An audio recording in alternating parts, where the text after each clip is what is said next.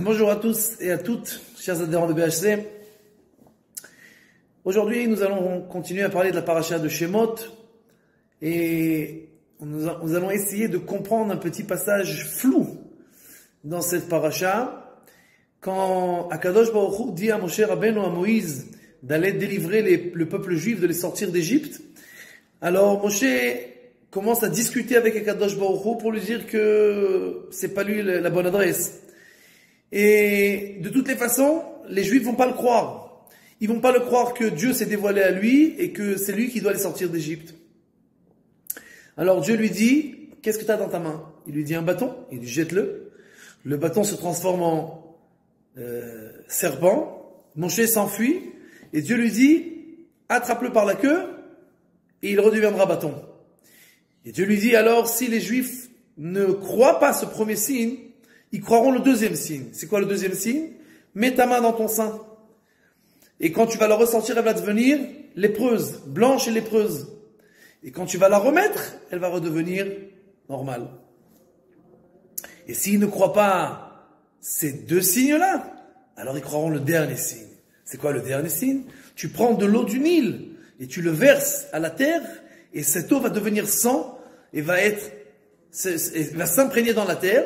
Et ce sera ce troisième signe. Et si, bien entendu, ils ne te croient pas pour les deux premiers, ils te croiront pour le troisième. Il me semble que l'on peut expliquer ce passage en posant d'abord deux questions. Un, qu'est-ce que c'est que cette sorcellerie-là? Depuis quand le peuple juif fait des miracles pour convaincre les gens? Ça rappelle un peu les charlatans, les babas d'aujourd'hui que je te mets un peu de poudre aux yeux, on fait un petit miracle et puis c'est bon, tout le monde te croit. D'accord? Et à part ça, on a l'impression, est-ce qu'il y a un doute devant Akadosh Baruch Hu? S'ils te croient pas pour le premier signe, ils te croiront pour le deuxième. S'ils te croient pas quand tu sais pas s'ils vont le croire ou ils vont pas le croire. C'est quoi ce si-là? Et on sait très bien que Dieu sait tout. Akol Tsafou Ivareshut Netuna. Dieu sait déjà depuis le début des temps jusqu'à la fin des temps tout ce qui va se passer. Et donc, bien entendu, cette manière de parler, elle est ambiguë. Et il me semble que l'on peut expliquer ce passage que Moshe Rabbeinu, en fait, avait un doute. Est-ce que, sur le peuple juif, c'est-à-dire, le peuple juif, ils sont dans les 49 degrés d'impureté, en pleine impureté d'Égypte. Et cette impureté, l'Égypte, c'est écrit dans le Noam-Elimelech que le pharaon, c'est le symbole du Yetzer Hara, du mauvais penchant. Et donc, ils sont en plein dans la guerre avec le mauvais penchant, et ils n'arrivent pas à le vaincre, ce mauvais penchant. Donc, ils se disent, comment on va sortir d'Égypte? Comment on va sortir de ce Yetzer Hara qui nous prend et qui nous gagne tout le temps? On n'a aucune chance de toutes les façons. Alors ça sert à quoi qu'on sorte? Si c'est pour retomber tout de suite, ça sert à rien.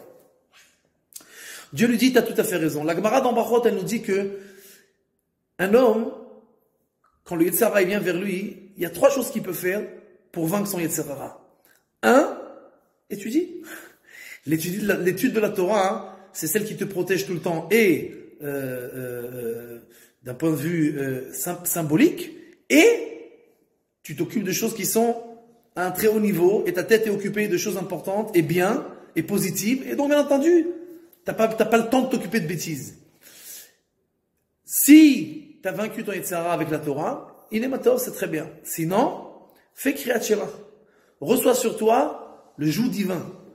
Tu reçois sur toi, et alors, quand tu te rappelles la Kadosh Baruch Hu, tu as des chances de vaincre ton Yetzer Hara.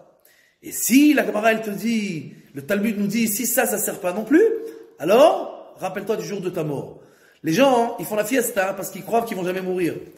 D'accord? Mais quand quelqu'un, il se rappelle, quand quelqu'un, il arrive à l'hôpital, Chas Shalom, et que on lui dit, il te reste 2 jours pour vivre, il va pas commencer à chercher à manger, à voir des films et à courir, à faire des bêtises. Pourquoi? Ça sert plus à rien, tout ça. Donc les gens, en fait, ils oublient qu'ils vont mourir un jour. Donc on te dit, t'as ton Yetzer Hara, mais peut-être demain tu vas mourir. Donc rappelle-toi du jour de ta mort, et alors tu vas dire, pourquoi je vais m'occuper de bêtises, alors que je peux me préparer pour la prochaine étape. Et en fait, c'est ça que Dieu il dit à Moshe Rabbeinu. Le doute, il n'est pas par rapport à Dieu, il est par rapport au peuple juif. Dis-leur, la première chose, quand le serpent il vient vers toi, le serpent c'est toujours le symbole dans le sage, toujours le symbole du Yetzer Hara. Quand le Nachash il vient vers toi, quand le serpent il vient vers toi, le Yetzer Hara il vient vers toi, le mauvais penchant, alors sache tu peux pas faire la guerre avec lui. Le Midrash nous dit que quand David Amelech voulait aller au Beth Midrash pour aller étudier la Torah, alors il disait toujours à son serviteur, va à la discothèque. Il dit, t'es sûr? Il dit, certain, va à la discothèque. Et quand ils étaient en route, à la dernière seconde, il dit, tourne à droite. Il dit, mais c'est là-bas. Il dit, non, tourne. Et alors, il rentrait au Beth Midrash. Et comme ça, en fait, il donnait à son Yetzirah un sentiment que, bon, je vais faire ce que tu veux, mais à la fin, il se foutait de son Yetzirah. D'accord? C'est ce qui s'appelle Ki betarbulot taselecha milchama. Tu feras avec des ruses la guerre contre le Yetzirah. Et comment on fait des ruses? Tu ne fais pas la guerre devant le face à face. Tu l'attrapes par la queue. Dieu dit à Moshe Rabbeinu, quand tu voudras les mettre au Beth Midrash et que le Yetzirah il vient, le serpent il vient, attrape-le par la queue. Fais la guerre avec lui avec des astuces. Parce que sinon, toujours garde des excuses. Je travaille, et ma femme et les enfants, et je suis fatigué. Tu as toujours des excuses. Alors, il faut faire des astuces et des ruses pour pouvoir le gagner. Si ça sert pas, ça marche pas, mets ta main dans ton sein. C'est quoi mettre ta main dans ton sein?